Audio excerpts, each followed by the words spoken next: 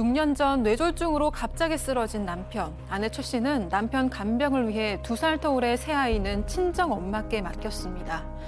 간병인을 구해 직장에 계속 다니고 싶었지만 시어머니가 아들을 남의 손에 맡길 수 없다고 하는 탓에 결국 1년간 휴직을 했고 승진 기회도 날아갔습니다.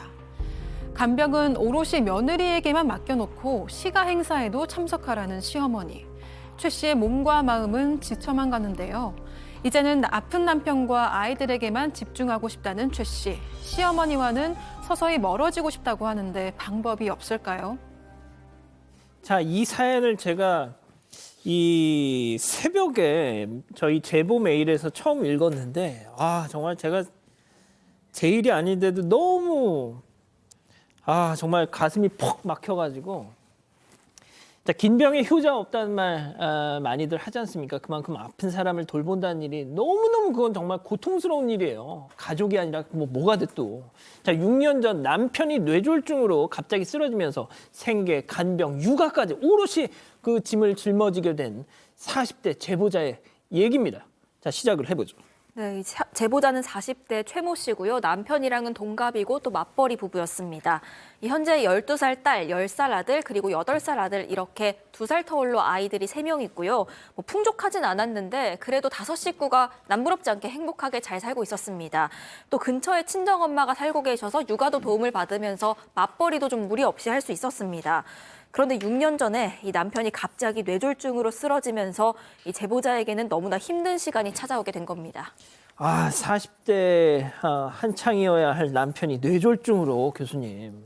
네, 어마어마한 일이 일어나신 거죠. 아이도 8살, 10달, 12살 이렇게 정말 셋이 쪼로로 있는데 이 40대 가장이 쓰러진 겁니다. 다행이죠. 이제 병원에 빨리 가서 생명은 건졌어요. 근데 문제는 의식도 없고 아이들은 물론이고 아내와 가족들하고 대화도 못하고 못 알아보고 대소변도 받아내야 되는 그런 힘든 상황에 처한 겁니다. 근데 이것만으로도 진짜 하늘이 무너지는데 이제부터 더 힘든 것은 이 시어머니의 말이나 태도였습니다. 시어머니께서 너 휴직하고 아범 돌봐라 그러는 거예요. 근데 그러면 이제 돌보면은 돌본다고 치지만 생활비는 그럼 누가 보니까. 네. 근데도 생활비로 시어머니가 주는 것도 아니면서 무조건 휴직을 해라라고 얘기를 하신 거예요. 맨 처음에는 회사에 휴가도 내고 병가도 내고 다 했지만 결국에는 이건 장기전이다라고 생각해서 1년 휴직을 했습니다. 참 저도 주변에서 이런 경우 왕왕 보는데 말이죠. 가족이니까 내가 간병하고 직장은 포기하고 이거만큼 어리석은 선택이 없어요. 일단 본인이 하시던 일이 아니고 하루 이틀도 맞아요. 아니고 또 그리고 정작 필요한 일이 어떤 일인지 잘 모르실 수 있잖아요. 게다가 이분은 본인이 휴직을 하고 이게 남편을 돌보게 되면 그럼 생활비는 어떻게 해요? 병원비 있죠? 아이들 아직 크고 있기 때문에 학교 학원비 다 챙겨야 되니까. 그래서 시어머니한테도 말씀을 드렸답니다. 그런 얘기를 했더니 아니 대출 받아서 해결하면 되지 나중에 갚으면 되지 돈에 환장을 했다 이런 식으로 말씀을 며느리한테요? 예. 근데 현실이지 그게 환장해서 그런 게 절대 아니지 않습니까? 그런데도 불구하고 제가 너무 착하세요. 그걸 받아들여서 다행히 또 남편분이 이제 보험을 들어오는 게 있어서 일단 그걸로 급한 불은 껐다고 하는데 이게 하루 이틀 1, 2년에 끝날 일이 아니지 않습니까? 그래서 앞으로는 어떻게 해야 될지 정말 이제 암담한 상황이시죠. 세상에 일단 며느리가 직장을 다니면서 돈을 벌어서 간병인을 고용해서 일단 쓰러진 남편을 돌보겠다 얘기를 하니까 아이고 이 돈에 환장하니 세상에 앞이 창창한 아들이 쓰러져서 누워 있고 말이죠. 남에게 맡기기 싫은 어머니 마음 그 어머니 마음에선 이해하죠. 자, 그러면은 그 애틋한 아들, 쓰러진 아들 당신이 돌볼 수는 없습니까? 자, 그러면 좋은데 초반에는 한 달에 한 번, 2달에 서너 번 정도 이렇게 와서 도움을 줬다고 하는데 그 이후에는 별로 도움을 주지 않았던 것 같아요. 그 이유인 즉슨 뭐냐면 원래 이전에 남편 쓰러지기 전에 예정돼 있던 그 집에 전부터 예정됐던 시가의 리모델링 공사가 있었는데 그 리모델링 공사 때문에 남편 병원에 있는 동안 못 왔다라고 얘기를 하고 있고요. 문제가 좀 더 있습니다. 공사 비용을 좀 확인해 보니까 그 공사 비용이 이 최 씨 모르게 남편 그 통장에서 수백만 원 가량 지원된 게 확인이 됐습니다. 그 어떻게 확인했냐 하면 남편 휴대전화 보다가 송금 내역을 이 최 씨가 확인하게 된 겁니다. 안 그래도 지금 용돈 문제로 갈등이 좀 있었는데 이 사실을 알게 되자 화가 매우 났다라고 합니다. 자, 갑작스러운 비상 상황에 모두 경황이 없겠지만 그럴 때일수록 서로 배려하고 다독여야. 아니 또 그게 가족 아니겠습니까? 자, 지금 이 쓰러져서 제대로 말도 못하고 이런 남편만으로도 벅찬데 시어머니 때문에 더 힘들고 스트레스를 받으셨다는 거죠. 자, 제보자님의 얘기 직접 들어보시죠.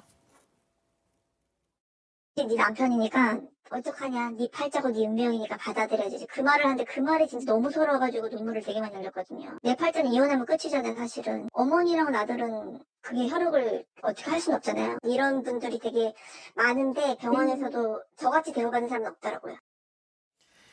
예, 그건 네 팔자고 네 운명이다. 이게 며느리한테 할 소리냐고요, 이게. 그러니까 오죽하면 비슷한 처지에 있는 같은 병원 다른 보호자들도 나 이런 경우는 처음 본다 이렇게 입을 모을 정도였습니다. 그렇게 힘든 1년이 지나고 이제 최 씨가 복직을 하겠다고 했습니다. 그랬더니 이 어머니는 남편보다 돈이 더 중요하냐 이렇게 막말을 서슴지 않았습니다. 결국 남편 돌보고 또 아이들 챙기는 건 최 씨인데 뭐 고생한다, 뭐 미안하다 이런 말 듣지는 못할 망정 어떻게 이럴 수가 있나 너무나 원망스러웠는데 그래도 또 남편 아이들 생각하면서 꾹 참았다고 했습니다. 그렇게 힘들게 복직을 하긴 했는데요. 어쨌든 남편 간병을 병행해야 하다 보니까 이 최 씨가 그 교대 근무 신청을 할 수밖에 없었답니다. 그렇다 보니까 직장에서는 또 자연스럽게 승진 대상자에서 밀렸고요. 뭐 커리어도 거의 포기해야 했고 너무 속상했다고 합니다.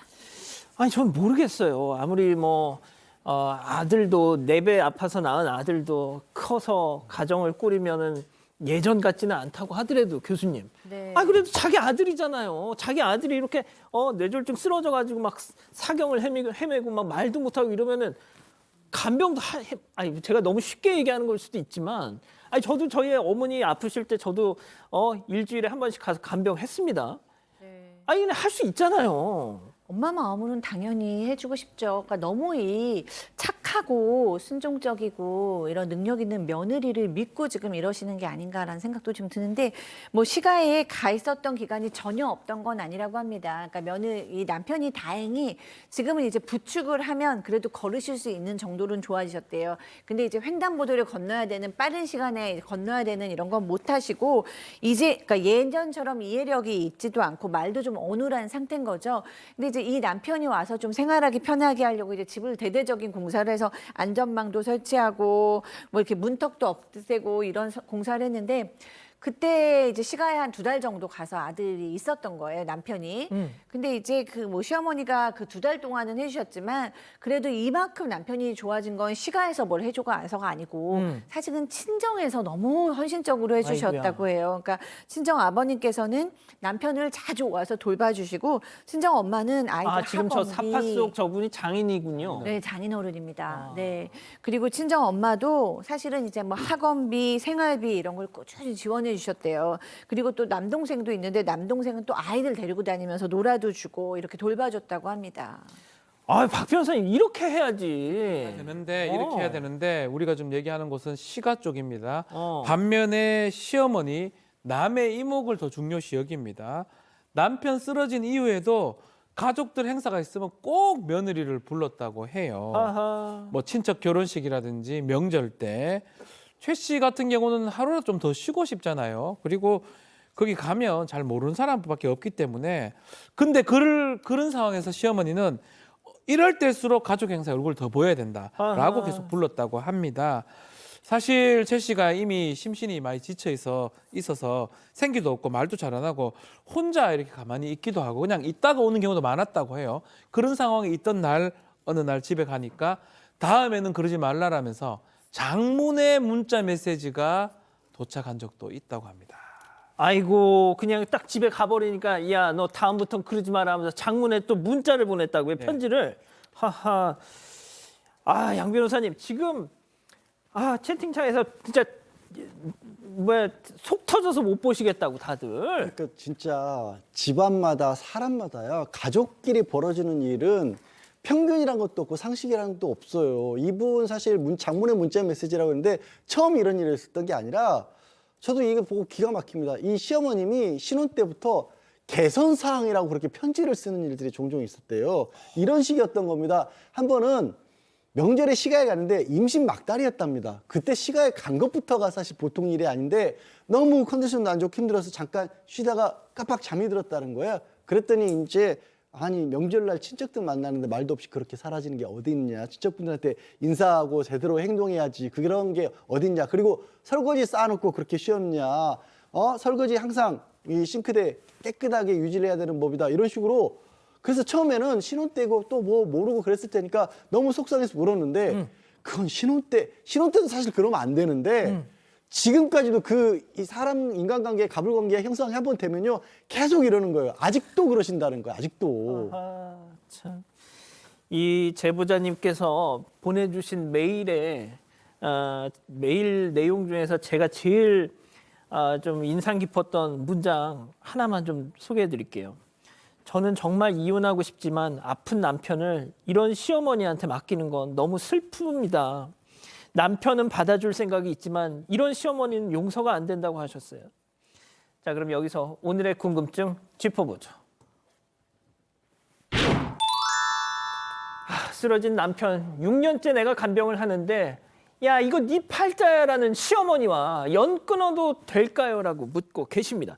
자, 박 변호사님부터요. 저는 사실은 이게 이혼 사유 중에 배우자의 직계 존속의 심의 부당한 학대 여기도 포함이 되는데요. 지금 현재 사회에서는 이런 행동도 심의 부당한 학대에 해당한다고 봅니다. 뭐 해라, 돈 빌려주라, 아니면 뭐 이렇게 얼굴 비춰라 이런 얘기까지 다 이런 집안 사정에서 더 문제라고 보면 그런 상황에서도 지금 살고 있잖아요. 예. 그래서 사실 끊고 싶다고 하는데 저는 충분히 가능하다고 생각이 들거든요. 이혼 사유이기도 한데 남편은 그래도 같이 있고 시어머니가 자꾸 이렇게 한다면 저는 경고를 좀 할 필요가 충분히 있지 않나. 이렇게 하시는 게 이혼 사유에 해당한다라고 말씀을 했으면 좋겠습니다. 자, 양 변호사님 말씀 먼저 들어볼게요. 진짜 이 사연자분이 정말 심성이 너무 착하다는 게 이게 뭐 고민하고 말고 할 게 어디 있어요. 연을 끊어야지 그럼. 근데도 지금 그걸 이렇게 물어보시는 거 봐봐. 박 변호사가 지금 소개할 때 시어머니라고 안 하고 뭐라 그랬냐면 배우자의 직계 존속, 그러니까 내 남편의 어머님이라는 거예요. 법적으로는. 그래서 법적으로는 사실은 어떠한 의무도 없습니다. 이분하고 시어머니 사이에. 이렇게 얘기를 하면 참 저 변호사 말 참 본때 없이 얘기한다고 할 텐데 그게 아니라 우리 가족의 정으로서 살 때는 그걸 존중을 하지만 굳이 여기서 연을 따지고 법적인 의무를 따지고 그러면 없어요. 아무것도. 이미 끊겨져 있어요. 그냥 모른 체 하셔도 되는 거. 물론 그게 쉽지 않다는 거 알지만 부담을 덜어드리는 겁니다. 아무런 법적은 뭐 없으십니다. 이야. 자, 교수님. 네. 일단 저는 뭐 손절을 해야 될까, 연을 끊어야 될까요? 그러니까 손절이다, 끊어야 된다 이런 걸 얘기하는 게 아니고 이 상황에서 잘 살아나가려면 이 끊는 게 사실 더 전략적으로도 맞다고 생각을 해요. 우리가 신이 아니고 인간이기 때문에 우리가 할 수 있는 것 이상의 너무 많은 짐이 부과되면 언젠가는 쓰러지고 무너지고 견딜 수가 없습니다. 그런데 오늘 제보자께서는 100점이 아니라 지금 200점을 하고 계신데 거기에 300점, 400점, 500점을 더 하라는 시어머니 얘기거든요. 그렇게는 할 수가 없어요. 그렇기 때문에 이 뭐 어머니하고 뭐 손절하겠다, 평생을 안 보겠다 뭐 이런 걸 떠나서 일단은 이 남편을 지키는 것만으로도 간병하고 있죠, 생활비 벌죠, 육아하죠. 너무 정말 할 수 있는 그 한계치를 넘어가서 하고 있는 분이기 때문에 시댁 일까지는 그냥 못 하시는 게 맞는 거고 안 하시는 게 미래를 위해서도 에너지를 좀 저축해서 이 가정을 지킬 수 있는 방법이라고 생각합니다. 그렇군요. 자, 혹시 이론의 여지가 있던가요? 제가 본 거의 모든 분들이 다 제발 끊으세요 이렇게 말씀하고 계십니다. 일단 NNN님 간병, 애보기, 돈 벌기도 바쁜데 그 와중에 시집살이라뇨 하셨고요. 금곡동님 내가 사연자 친정엄마면 벌써 손잡고 데리고 왔다 하셨습니다. 나도님 아들 병원비는 땅 파면 나온답니까? 미라클님 이혼한다고 시어머니한테 통보만 해보세요. 어떻게 나오는지 이런 의견 주셨습니다. 가족 여러분, 잊지 마시고 구독과 좋아요, 알림 설정 여기.